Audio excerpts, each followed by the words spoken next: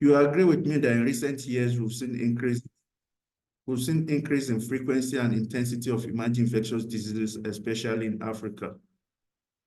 We've seen COVID, Ebola, Lassa fever, dengue fever, and other forms of emerging infectious diseases. And for us to effectively reduce the frequency and intensities of these emerging infectious diseases, we cannot ignore the potential of big data. We are in the 5th industrial revolution where data is everything. For us to effectively conduct surveillance system, carry out research and clinical trials, and control emerging infectious diseases on the continent, we have to maximize the opportunities that big data offers us today. And that is why we are organizing this webinar, to bring experts to discuss how we can harness the potential of digital data to effectively address emerging biosecurity threats and increasing infectious diseases in Africa. And today we have top experts that will be speaking with us. We have 2 very top speakers that will be talking to us for today's or during today's webinar. We have Dr. Richard Munang and we have Dr. Ushiana Jayatileki. The 2 of them will be speaking with us for about 20 minutes each, and we are going to open the floor for short discussion after their presentation. Before I go straight to introducing Dr. Munang and handing the floor to him, let me apologize to our participants that we're starting the webinar a bit earlier than scheduled today. This is because our speakers are very busy people and they have very important meetings after this webinar. So we decided to start this webinar a bit earlier so that we can maximize the time and both the speakers and the participants will have the opportunity to participate fully in this webinar. So we're sorry for any form of inconvenience that may cause. Without wasting much time, I go straight to our first speaker of the day. First speaker of today is Dr. Richard Munang.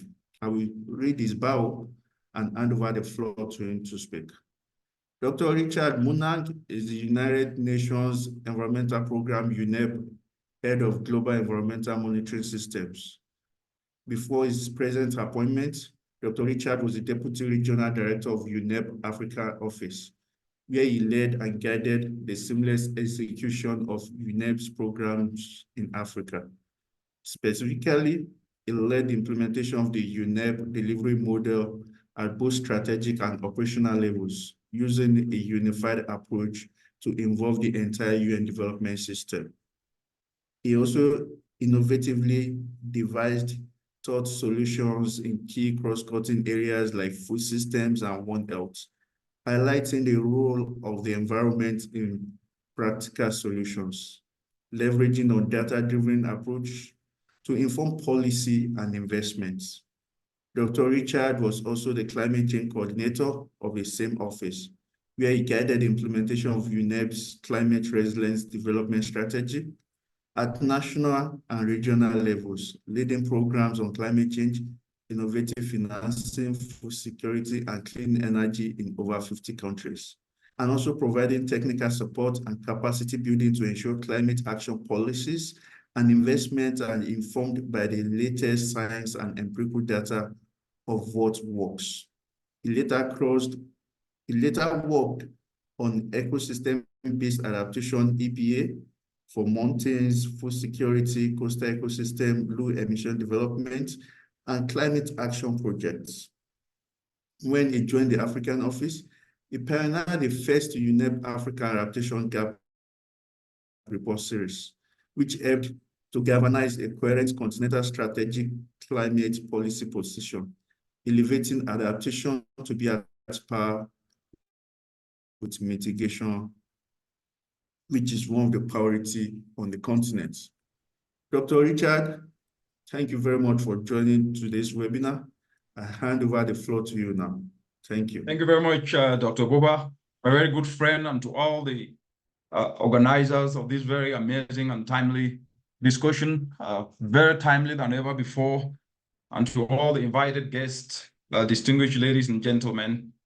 My discussion today is going to be on this very timely subject, but I'll start off with this African proverb which goes that if you have health, then you have hope, and then you definitely have everything. What this tells us is that the importance of health is like having everything. And when we put a monetary value to this, the global economy, as much as 15% of the GDP every year has been lost as a result of premature deaths and lost productive potential. On the flip side, what we do know is that better health can boost the global economy by up to 8%, which is about 12 trillion in the next 12 years from today. But we also know that investing $1 for better health translates to a return of up to $2 to $4 each and every year. But the question then becomes that if the message is as clear as it is today, the understanding that good health is imperative at both personal and economic scale, it therefore means we need to start understanding that the fact that threats to health through the air we breathe, through the water we drink, and through the food we eat are undeniable, and therefore continue to increase in tandem with environmental change, as we all know. So the health of our environment, which underpins our livelihood, is continuously being deteriorated, and at the same time undermining what is called planetary crisis, which is climate change, nature biodiversity loss, as well as pollution and waste. And this directly responds to the environmental deterioration that has been an escalation of health risk. But then this takes us to the point, because the science is unequivocally clear, telling us that because of the changing climate, increased temperatures are accelerating the multiplication of microbes and creating the conditions that are favorable with a shift of disease pathogens to newer areas, only helping to precipitate diseases that we see today. Increasing emissions, as the UNEP emissions gap report that was released in November 2023, it showed that climate change is on the rise, aggravating almost 60% of all infections that we see in the world. Antimicrobial resistance, in which Africa is registering the highest number of deaths, is accelerated at higher levels with increased temperature. But when we look at what is happening today, over half of human pathogen diseases are aggravated by the changing climate. Pathogens that could cause foodborne diseases, infections are sensitive to temperature because warming and wet conditions stimulate bacterial growth. But considering that the global temperature warming as we speak today is almost above 1.1 degrees, and as I said, the UNEP emissions gap report of 2023 projecting that the temperatures will go up to 2.9 degrees by the end of the century if we continue on this same path. With Africa warming twice as fast as the world, it means the continent will only face major climate-induced escalation of health risk. But climate change aside, the destruction of our biodiversity is leading us not only to reduce the buffer between people and animals and human habitats, but increasing the risk of zoonosis. Accordingly, it is estimated that up to 60% of emerging infectious diseases, zoonosis in Africa, has seen a jump of up to 63%. But over 30 new human pathogens that have been detected in the last 3 decades, 75% of them have originated in animals. The list goes on. On pollution, the continent of Africa is no exception, with over 700,000 Africans dying each and every year. These are not just statistics. These are human beings, our brothers and sisters, who are dying for committing no crime, but just because they do not have alternatives, because of indoor pollution. And up to 115 people die every hour in the African continent from inadequate sanitation. But with all this that we know, we also know that the interaction of health and the environment does not occur from the risk dimension alone. We know that environmental action is a significant source of health solutions. If we were to take a very practical example today, with over 50% of the currently approved drugs that we do know across the entire world are either directly or indirectly derived from natural products, and investing in simple solar dryers that can be able to reduce post-harvest losses, that can be able to dehydrate our food, can cut emissions by over 200,000 tons of carbon dioxide compared to alternative fossil fuels. This is meaning that they can also reduce the risk of aflatoxin that can be reduced by up to 54%, while increasing over 30 times more accessible opportunities for communities as they better their health, as they reduce post-harvest losses. So these such accessible solutions for the continent are critical, especially as we understand that the African continent have the highest per capita incidence of foodborne diseases, pathogens multiplying faster at higher rates. Then this brings us to the topic of today. With all this, we understand that the intersection of environment with health, it therefore behooves us to understand the role of big data in all this.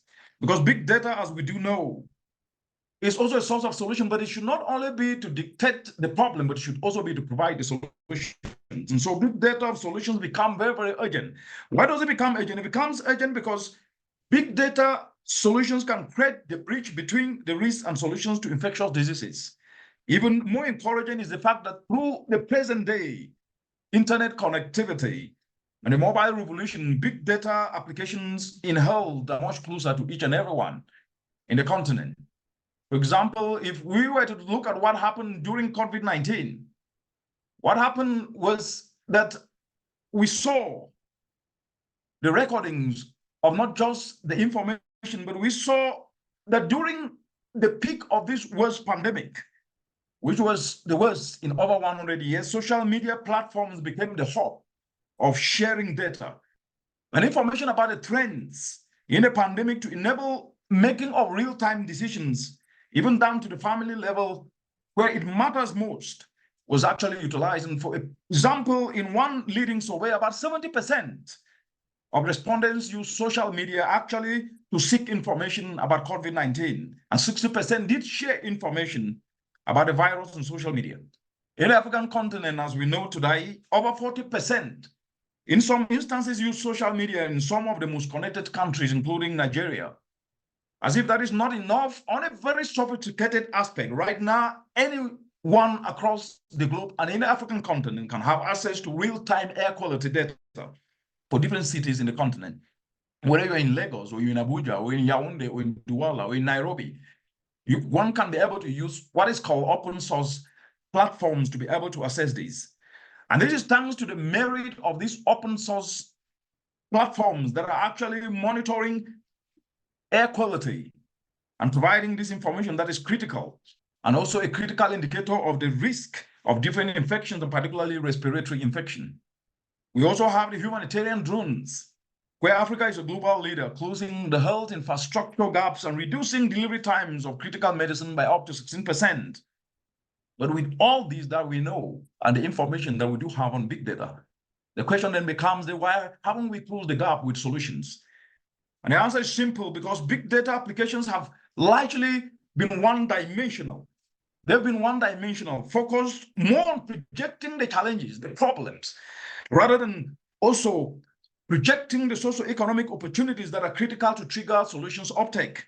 A practical example, if we were to consider real-time air quality monitoring that I've just discussed, while there is a myriad of open source data, what we do here most of the time is the census giving the state of air quality. That is okay, but we do not go from there. What it does is that it stops only at projecting those challenges, but do not go from there to project the opportunities inherent in addressing air pollution. The humanitarian dreams that I've mentioned before are known more for closing the health infrastructure gaps, but instead of the job opportunities and the income opportunities that could also be projected utilizing these big data approaches, this seemingly is missing in this equation.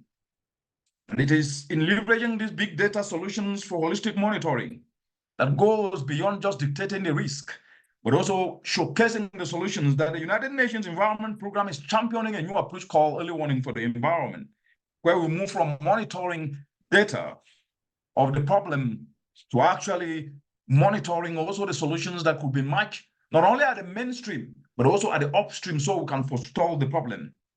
As an example, if we were to look at the extensive air pollution monitoring that is being put in place today, where, as we're speaking today, record 6,000 cities in 117 countries across the entire world do monitor air. But yet, 9 million people every year die across the globe. When we know the problem, it tells us that these over 9 million people that die as a result of pollution, indoor pollution, dying prematurely each and every year from air pollution related infections is something that could actually be addressed, and Africa is no different.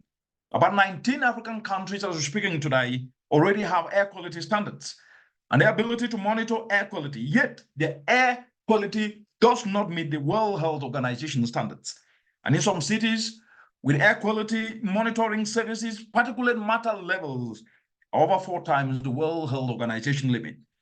But what the early warning for the environment approach brings is different. It brings big data from a different dimension. For example, the state of air quality by matching to the upstream causes, whether we're talking about vehicular traffic or we're talking about deforestation.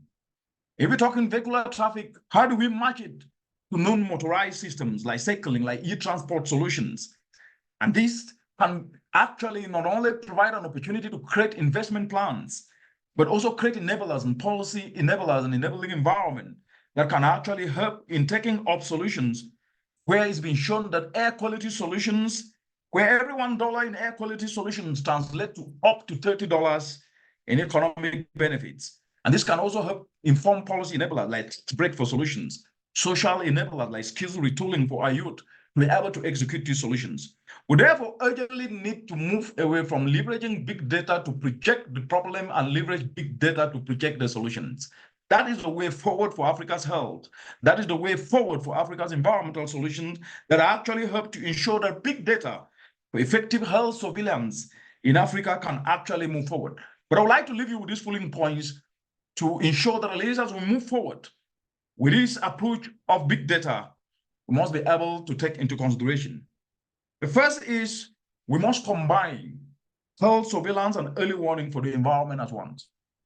Why do I say so? I say so because the reality of what we've seen in the continent and even the world is that the environment is both a source of risk and it's also a source of solutions. And the second is that big data solutions are not lacking. They do exist, as I already showcased. But what is needed is how do we leverage this to be able to ensure that at least we expand beyond projecting the risk, to start projecting opportunities and ensure that surveillance systems that need to plug to environmental monitoring systems project the state of the issue, the state of pollution, the state of biodiversity loss, the state of the changing climate as a bearing of the risk, but move beyond that to also ensure that we strengthen health through planning and environmental monitoring actually moves beyond this. The example of pollution trends such as effluent release, which we do see each and every day from industrial, from domestic, as well as agricultural sources, are an indicator of infectious disease outbreaks and causing antimicrobial resistance in millions of people across the continent. And such data should be part and parcel of health planning. But as time moves on, we leverage the environmental dimensions of solutions that we do see across the continent, and we do champion them like biodigesters that are actually helping to intercept waste, but also help to translate these solutions of intercepting waste to reducing this effluent and providing an opportunity to provide biofertilizer that provides an opportunity for nature-positive solutions. This is not only reducing degradation of the environment, but at the same time, also reducing effluent leach into the environment. And this means, for example, if we were to take biofertilizer, which is needed in the continent today, that can substitute up to 50% of chemical fertilizer in the continent, this will lower pollution. This will tap into a growing market that is at a compounding rate of 5.9% as we speak today. And such solutions impacts needs to be monitored in tandem with the upstream risk and also the investment enablers to plug into a comprehensive integrated information packet to give us a health surveillance system that will enable not only health systems, but take full advantage of environmental monitoring to address so. The second aspect that is quite very instrumental, we must leverage the communities. These issues cannot be discussed in silos. Leveraging community engagement and citizen science is the way forward to bridge big data. And this is, to me, the most important point. Why is it the most important point? It is the most important point because local communities are a ready source of data to complement health surveillance. If we were to take, just for example, the African setting, which is made up of cooperatives, with most of these people having cell phones and having WhatsApp groups, if they were to see a problem upstream, for example, the burning of charcoal or leaching of effluent from fertilizer application, and they took a photo of that and share, and that information get to health officers that can be able to understand where is the problem, and we engage the requisite authorities that can be able to intervene with the solution. We'll be leveraging the community to be able to monitor, to be able to early warn on issues that are actually affecting not just our health, but also affecting our environment. And the application can be able to unlock not only opportunities, but also be able to leverage and give us information that we can be able to act on. And that takes me to this very important aspect, which is how we can then be able to leverage diverse data sources that we do have, whether it is from primary to secondary to tertiary data, to enrich our monitoring system so that at least we can be able to take this data and make it a lifeline for monitoring. The cost of setting up a single environmental monitoring initiative is quite very, very expensive. But as I did mention earlier, across the entire world, we do have open source monitoring that over 6,000 cities in 117 countries in real time as we speak today, you can be able to monitor the air quality of Lagos. Platforms like AirQO or IQ Air across the world are providing these services. But the question then becomes, how do we leverage this data to add to the primary data that we do have? Do we have to always deploy very costly instruments to be able to gather information on what we already have? For example, when it comes to monitoring the impact of solutions and investment enablers, as I mentioned, we do not have information here. But secondary data of data sources can be able to provide this information. For example, citizen scientists in communities can provide information on turning agricultural waste to fuel briquettes that is taking them off depending on charcoal, of turning agricultural waste into biogas that is helping them to move away from depending on kerosene and etc. These are opportunities that can actually be able to be leveraged, and this mix of data put together can lower the cost of monitoring, but at the same time provide information both on solutions, both on where the problem is, and that will help us build a very strong integrated health system. That's the power of big data.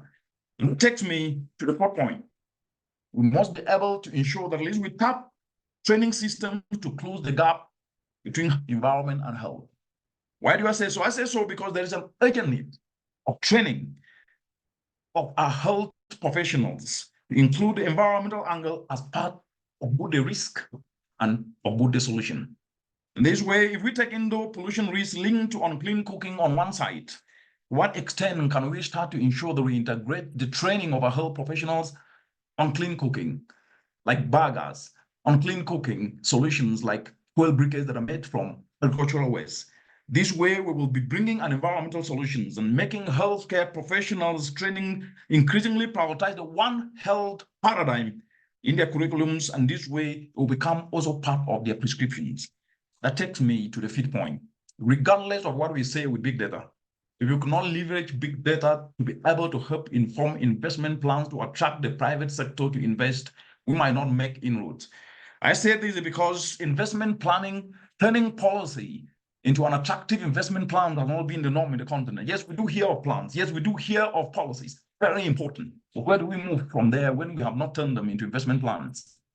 When we know that health solutions in the continent, if you take an example of a healthy biodiversity that translates to the pharmaceutical industry, which is valued at over 22 billion annually in the African continent, in 2022 alone, with an annual compounded rate of over 6%, what this tells us that despite the fact that this is only going to grow up to 90% of drugs, and then 9% of vaccines consumed in the African continent still get imported. That's okay, but it signifies a critical market. But how will people invest when there are no investment plans that elucidate how protecting our biodiversity will catalyze the growth of the pharmaceutical industry in the continent, which is critical to incentivize our biodiversity protection and conservation towards a One Health enterprise? It therefore means we must go beyond this and leverage clean energy. For example, solar cook storage solar dryers for healthy value-added food systems, which can also unlock up to about 320 billion in annual enterprises. This is an opportunity.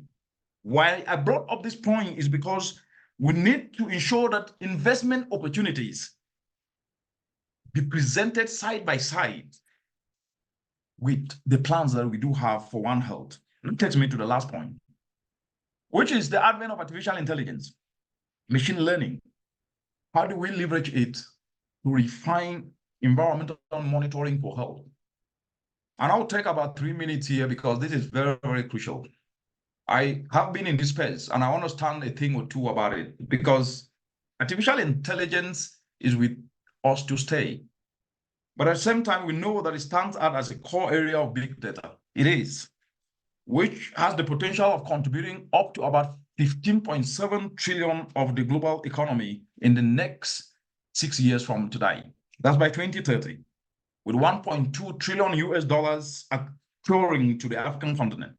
But more importantly, what is very, very key is that when it comes to environmental monitoring and health, artificial intelligence has the potential of streamlining, enhancing efficiency, but at the same time also multiplying the capacity of data analytics to ensure that diverse data sources, whether they are upstream, as I did mention, or downstream, or linkage to solutions to enable decision makers to deduce newer, more novel solutions to address health risks through the environmental lens in a very contextual way becomes possible. If we were to take, for example, the air quality data aspects that I did mention, where the risks from different sources, whether we're talking indoor pollution, or whether we're talking vehicular emissions or sandstorms, or we're talking about farm fertilizer, or talking about livestock waste generated through different methods, whether the data is coming from citizen scientists or open source monitoring or satellite imagery or land-based reference, as we do know, or great monitoring sensors, the most significant risk sources that will generate the most significant impact in terms of averted disease in a country can actually be analyzed utilizing artificial intelligence. It can analyze data on solutions on impact. It will reduce the time that a human being could have used to do. It can actually analyze investment options that should be prioritized to yield the highest return in a country or in a locality when a health opportunity is applied. And another example that is very clear, many of us, and we see it even in our communities, is that we do talk about youth unemployment, but yet the problem is identified. But the solutions are discussed, but the investment planning and the returns on those investments and the enablers that are supposed to be put in place to fast track the uptake by ordinary citizens and our young people are not in place. But with artificial intelligence, with all these data sources, upstream risk, midstream risk, match to solutions, combined with enablers, artificial intelligence can analyze and provide this information. And that is the big data approach that we are utilizing already to actually showcase how we leverage data, not just to identify the problem, but to drive solutions. And this is an opportunity that citizen scientists data that I did mention earlier on upstream risk, for example, like charcoal burning, open waste dumping, open waste burning, all which contributes to air pollution, such as particulate matter, methane among key risks to respiratory health, will actually be leveraged, and the data input into an AI analysis application and the upstream data from open source analyzed to be able to provide the impact on solutions. This will then provide us with an opportunity not only to create an environment that big data becomes useful away from projecting solutions, but ensures that the computing power of artificial intelligence provides the component of big data analysis that needs to be prioritized in every sphere of health and environment to ensure that the power of big data for health surveillance from the environment, as I've discussed today, is fully unlocked. But as we do this, we need to reimagine not just leveraging big data to be able to address health challenges, but to transform Africa's economies. Because a healthy population in the African continent is paramount, but a healthy population that cannot be able to feed herself, that cannot be able to create jobs for her own people, will not be able to take us forward. And therefore, the early warning for the environment approach that I've mentioned is the bridge we need to leverage that big data towards strengthening health surveillance, but at the same time tapping the environment for solutions to forestall risk, as well as we unleash the opportunities. So let's join our hands today to reimagine the application of big data through these approaches that I've mentioned, because where there are many, it is said that nothing goes wrong. Thank you very much. Thank you very much, Dr. Richard, for that very, very loaded presentation. I'm sure that for us to have an understanding of your presentation, I will have to go through it maybe 3 or 4 times to be able to digest all the information you loaded in one presentation. It's almost like presenting a PhD viva. Seriously we appreciate your presentation, and we are going to, hopefully you are going to give us the permission to share it with participants, so that I'm sure they will need to digest and go through it many more times to have a very detailed understanding of your presentation. You know, you went from the impact of climate change on health down to definition of big data and the importance of big data, and the use of big data, not just to identify problems, but also to be a driver for solutions on the continent, and how we can use big data to drive surveillance and drive solutions, and also use big data for policy, which is very important, because policy is the foundation of whatever you're doing. And if you miss it at the point of policy, then your implementation will definitely be very faulty. So using big data and artificial intelligence to drive policies and strategies on the continent has become extremely important. And these are different areas of your presentation that you dipped into and you give very detailed explanation about. So thank you very much, my very good friend. We appreciate you as usual, and it's an honor to have you again. And hopefully we know we have very, very good things to do together this year to see how we can both contribute to making our continent, Africa, a better place for all of us to live in. So without wasting much time, I want to appreciate our participants too. I can see that we have almost 100 participants on the platform now from different countries, from Philippines to United States of America to Malawi to Kenya, Nigeria, Ghana, different countries. We appreciate you for joining this webinar again today. You are the reason why we're always excited to organize this webinar. And we thank you for creating time to be part of this very important discussion today. Without wasting much time, I'll go straight to our next speaker. Our next speaker is our very an expert on the subject matter. She is Dr. Kuslani Jayatileke. I hope I did not murder that name. If I did, please forgive me.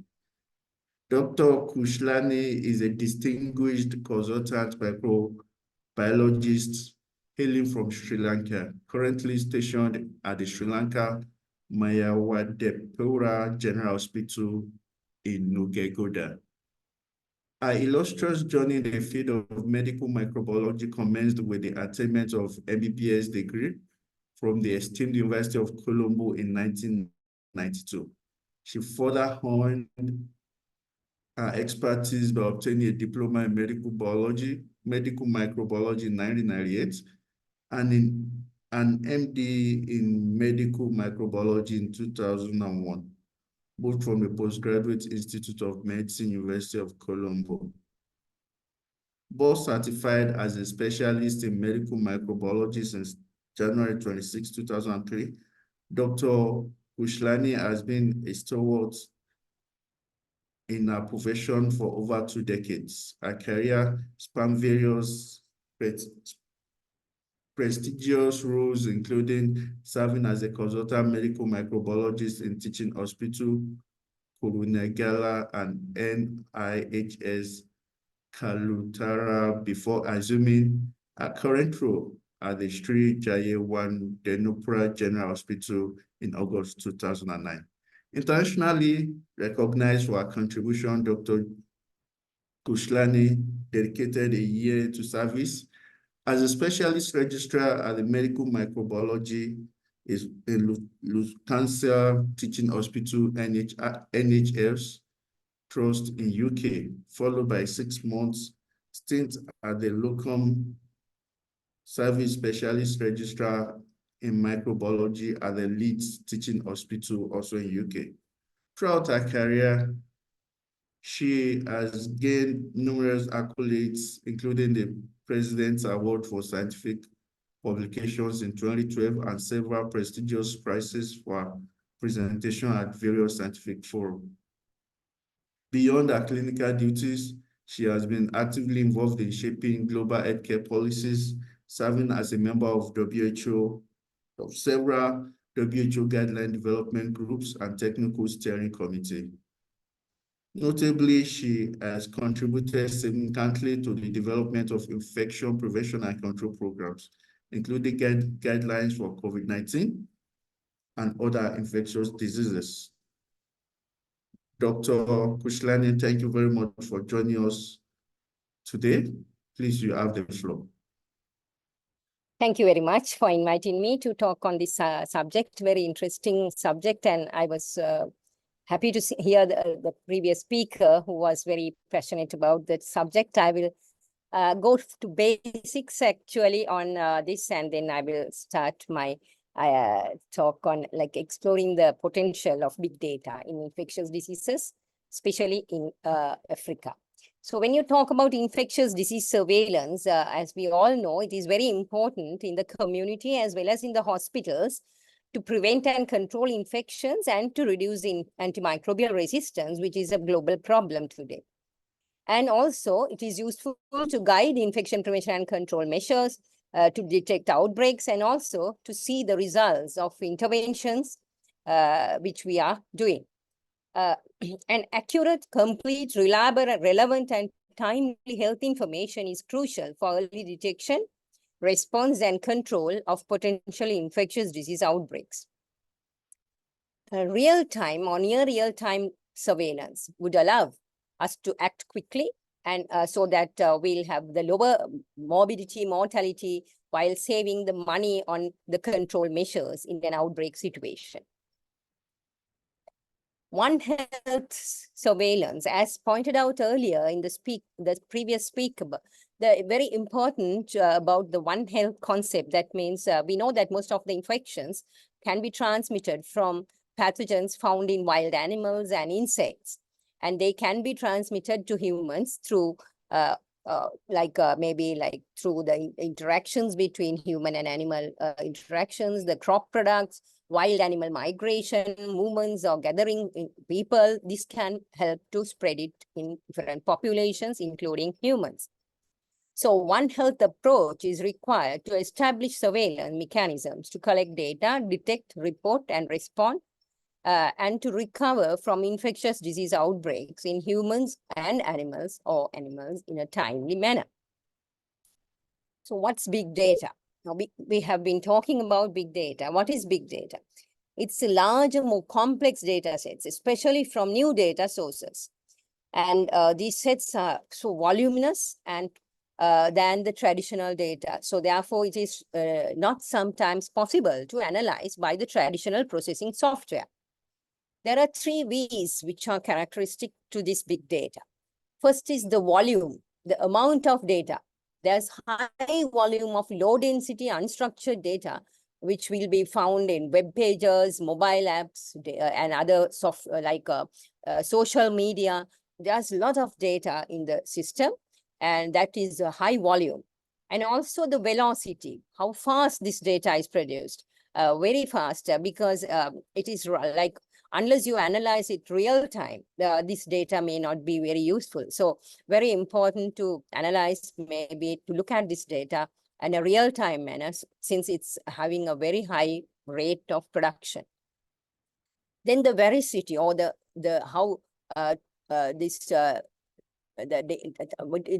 actually the variety is the next thing. Variety, the different types of data is available. Some of them are unstructured and semi-structured data, which is very important as feature of this data. So therefore, it is very important. Some may come as text form, some may be in audio form, and some may be in video form. So therefore, the analysis is not very simple. And the other two V's that had been added to this data sets are, one is the value and then the veracity. The value is any data, the data has intrinsic value, but until you discover this value, it may not mean much. And also the veracity, that is the truthfulness of this data. How truthful, whether this data is true, because it may be coming from different people, different sources. So that is the other thing that we have to keep in mind, and to see how we can improve the reliability of this data. So in the business world, this had been used very much. Big data has become the capital for the business world. You may know, like you may have realized, if you look at if you search for one item in the, say, web, next day you will see so many advertisements of that particular object. What we were looking for will come on your Facebook page, or your it will come on your social media. So it's so that means the business world is looking for this data, and they're analyzing and quickly responding to it. So this is becoming the capital for business world. And there's now this data is becoming less costly to store and to analyze, and also it is like very less expensive to store, more than ever before. And also the important thing here is to analyze it properly, not only analyzing, but you have to, it should be, you should have a process where insightful analysts should be, like there should be business users and also executives who ask the right question, recognize the patterns, and make informed assumptions and predict the behaviors. So this is what happens in the business world. So what about the infectious disease surveillance? Can the big data be used for this? Most countries still use conventional surveillance systems in healthcare. Are we getting the correct picture out of this surveillance data? Traditional surveillance systems are notorious for severe time lags and lack of spatial resolution.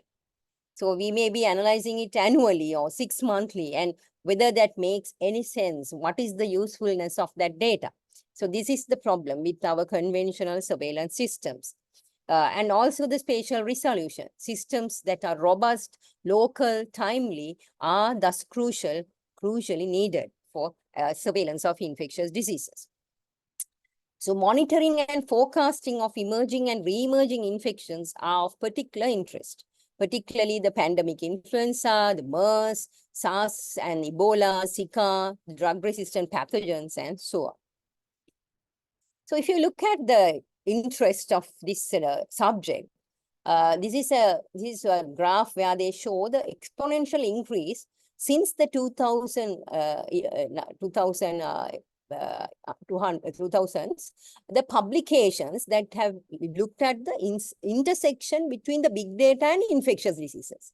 So how much people now are interested in this subject for infectious diseases is shown by this graph, where you can see that it has exponentially increased around 2015. So now people are much interested in this subject. So big data is very important. Now here it is the infectious disease surveillance is one of the most existing opportunities created by big data, because these novel data streams can improve timeliness and spatial and temporal resolution and provide access to hidden populations. But these streams can also go beyond just surveillance and provide information on behaviors and outcomes related to vaccines or drug use. So it can provide information about vaccine-related or drug use outcomes or behaviors. And also, the important thing to realize is we have to balance this with caution, because we know that this data is so variable. In healthcare, what can we get? In big data, it's generated by various sources. For example, electronic health records, electronic medical records, personal health records, data produced by widespread digital health tools like wearable medical devices. People have wristwatches which can monitor a lot of parameters. And then health apps, mobile devices. All this can provide data. So every patient, test, scan, diagnosis, treatment plan, medical trial, prescription, and ultimately health outcome produces a data point that can help to improve how care is given in the future.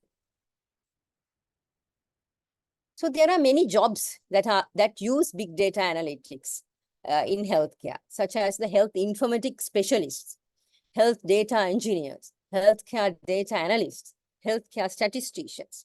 So they may need this big data. They can use this big data if they are trained on.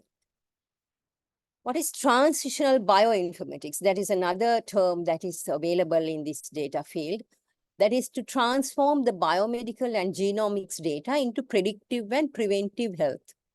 So, so it is at the forefront of data-driven healthcare.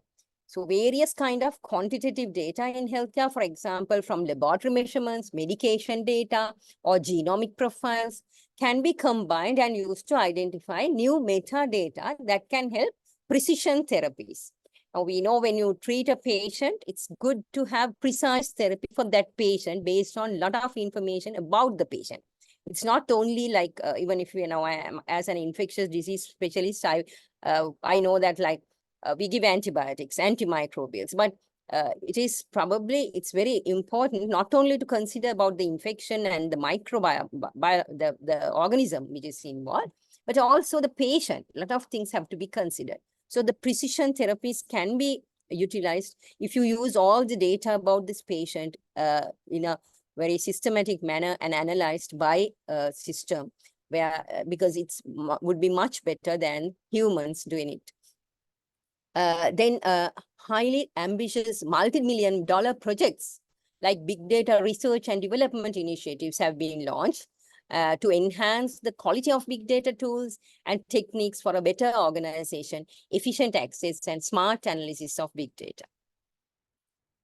So these are some examples. Very importantly, the foodborne disease surveillance. This very much used in this surveillance because this big data has been used very much. Now, in developed countries, the isolates that we get from these foodborne diseases are analyzed by whole genome sequencing that is stored in computers. And also, you can access crowdsourced data from internet forums, including online restaurant review sites, such as Yelp and other social media. And also they have used the Twitter, which is now the name is changed, but in United States, they have used this data to target restaurant inspections. In some cases, with that, they have successfully looked at, found the problems, the problematic restaurants by looking at these data sources. So it's very useful in this sort of infections.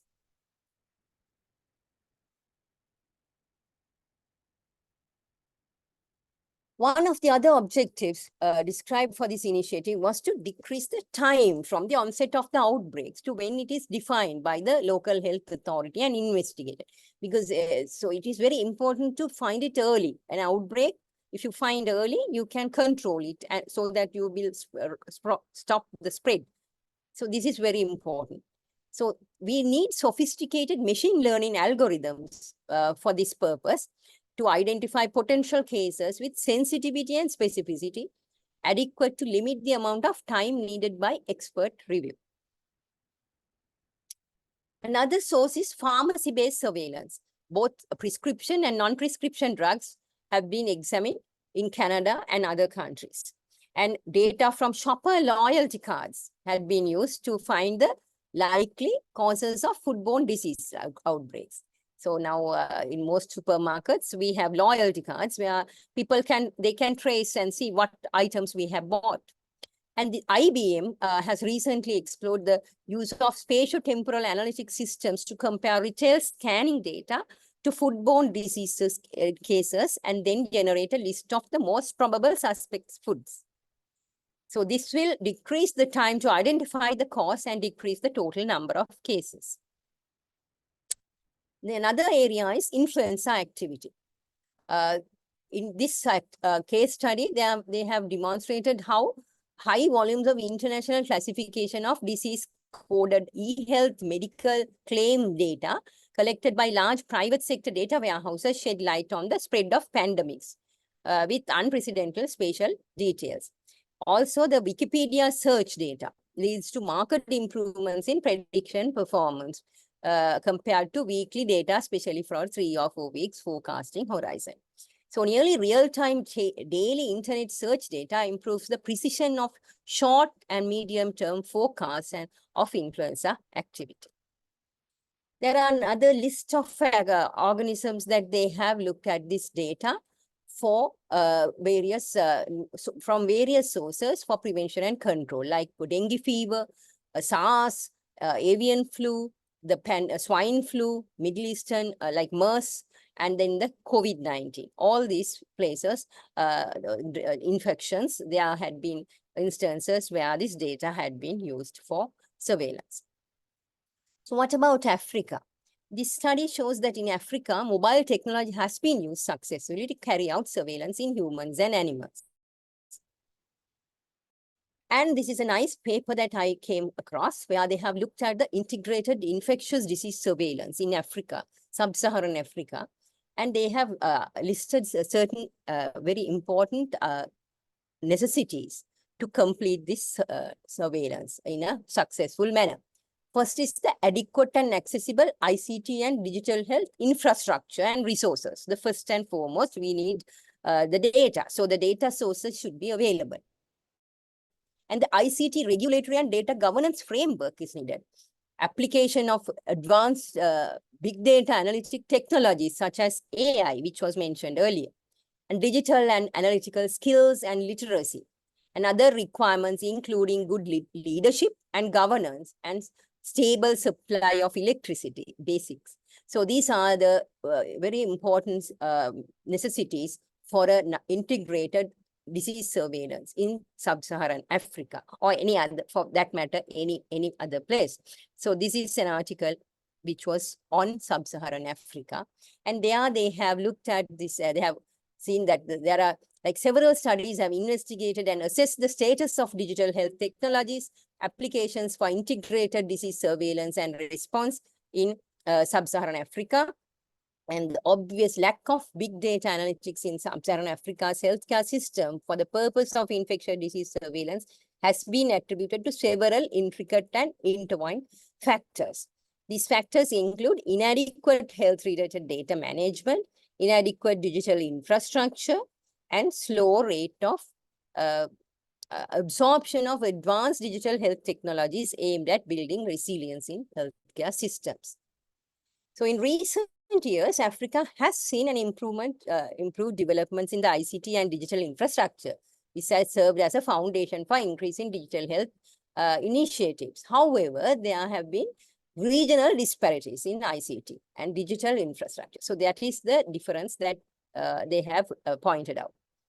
So inadequate information and communication technology and digital infrastructure, lack of digital and analytical skills, and lack of ICT regulatory and data governance frameworks are the limitations that they have seen in this African region.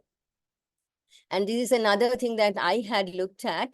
This global system for mobile communication had reported that smartphone adoption is currently only 51% in sub-Saharan Africa. And so 680 million people unconnected. That means 59% of the population is not connected by smartphones, and also falls behind all regions globally. So with only 25% of its population connected with its mobile broadband services. So there's a lot to improve by resources, I think, in Africa to get a proper surveillance system in place. So big data provides many opportunities to increase the effectiveness of disease surveillance and outbreak investigations, but it is a supplement and not a replacement for most current methods. These are my references, and thank you. Thank you very much, Dr. Kushlani, for that very detailed presentation, very detailed and direct presentation, giving us a clear understanding of what big data is the views of big data, the different views of big data, the importance of big data, the business world, surveillance, and to foodborne diseases. Talked about precision medicine and how transformational bioinformatics can be very useful in precision medicine. And talked about big data, how we can, the success of mobile technology in surveillance and some challenges or barriers to use of big data on the continent of Africa. Talked about limited connection and things like that. So your presentation is very, very detailed, very useful, identifying the opportunities and some barriers to big data. Sincerely appreciate your presentation, and we also hope that you give us the permission to share your presentation with our presenters, because I'm sure Yes. our presenters will want to go through it again and digest what you've presented. Yes, I understand our speakers are very busy and they have another meeting after this. So we may not have much time for question and answer, but I'll give the platform to one of our participants, Professor Tangwa, to make a short comment. If can the secretariat give Professor Sorry, I Tangwa. was muted. Okay. And I've unmuted myself. Can you hear me now? Yes, Prof, go on, please. Can you hear me? Yes, we can hear you. Yes, we can, Prof. Please go on. Yes, if you can hear me, thank you. Thank you, Prof. We can hear you. Yes, I thank the two presenters for very good presentations.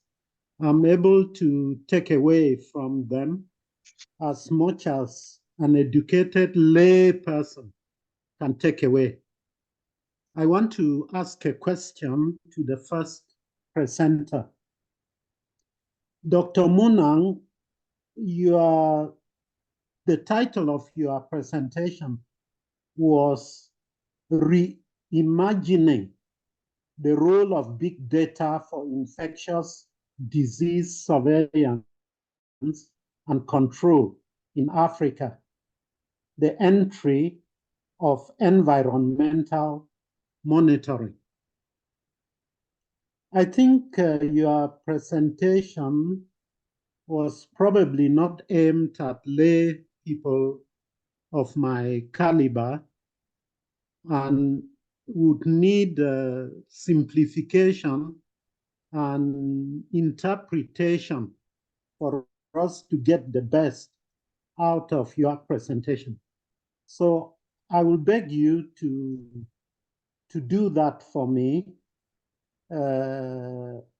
along the following lines.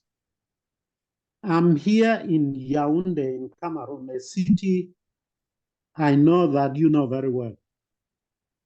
Our current problems include, of course, the effects of climate change. We are not seeing rainy and dry season the way we saw before. And we have a problem of environmental sanitation, that is garbage on the streets. And potable water is a problem. Because of that, we have a disease like cholera, which is an infectious disease. And in fact, people are dying from it. So what would you say if we take your presentation, maybe, I don't know when you imagine that you are reimagining now, but if you were only to imagine and to harness the potential, of big or even small data, maybe what I'm talking concerns but small data and not big data for infectious disease surveillance and control. You evoked the concept of One Health, And that's why I'm asking you that, okay, here in Yaoundé, what do you think would be what would save us, from the problems that I just highlighted to you, whether we are imagining them or reimagining them? How would your presentation help us here for what we can be expecting if we draw from your presentation for the problems that we are facing here and now in the city of Yaoundé in Cameroon? Thank you. Thank you very much, Professor Tangua, for that question and contribution. Unfortunately, Dr. Mian is no more online. He has another urgent meeting, so he left almost immediately after his presentation. But what we're going to okay, that's a pity. The webinar is recorded. We are going to definitely share the recorded version with him, and he's going to respond to your question. I will share the response with everybody on this platform. Okay, And I that take is that what as we'll do a with promise, because the presentation Yes. was very technical, and you can't give a presentation like that and then go away and not help listeners to understand what you were talking about. Okay, thank you. Thank you, Prof. So I promise we are going to pass your question down to Dr. Munang. And also, I can see two other questions online. We are going to harvest those questions, and we're also going to pass it to our relevant speakers, to the speakers. I'm sure they're going to respond. Our time is well spent. The two speakers have another meeting now, which we've promised that we won't take too much of their time.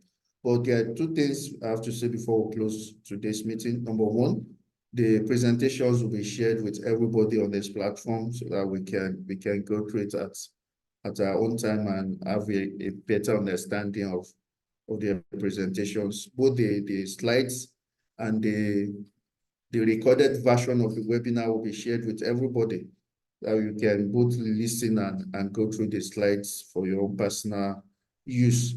And also, like we used to do, we're also going to share a certificate of participation with all our participants for this webinar too, so that we'll give them a certificate for them to show that they've participated in this webinar and they've learned one or two things about big data. So those are the two things we're going to be doing. And I want to, at this junction, thank our speakers for those very wonderful presentation and detailed presentation. I've really gained a lot, learned so much about big data today, and I'm sure I'm not the only one that have learned. I'm sure most of our participants, if not all our participants, have learned one or two things about big data today. So thank you to you, Dr. Kushlani, for being part of this webinar, and also to Dr. Munyang for those very detailed presentation. And to our participants that have always been part of us for almost 2 years, we appreciate you again today. We have over about 120 participants from more than 30 different countries. And it's because, like I usually say, it's because you are here that we're always excited to organize this webinar every month. Thank you for being part of this webinar again today. We look forward to you joining us this time next month again by God's grace, where we're going to come up with another very interesting topic in the area of biosecurity and One Health, and together discuss how we can improve our continent, the continent of Africa, and make the continent a better place for all of us to live in.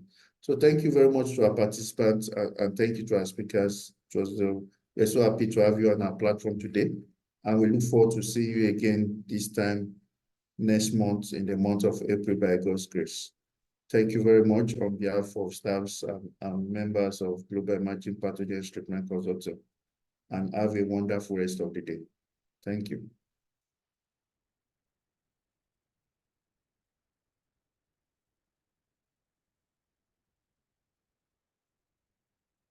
Bye-bye.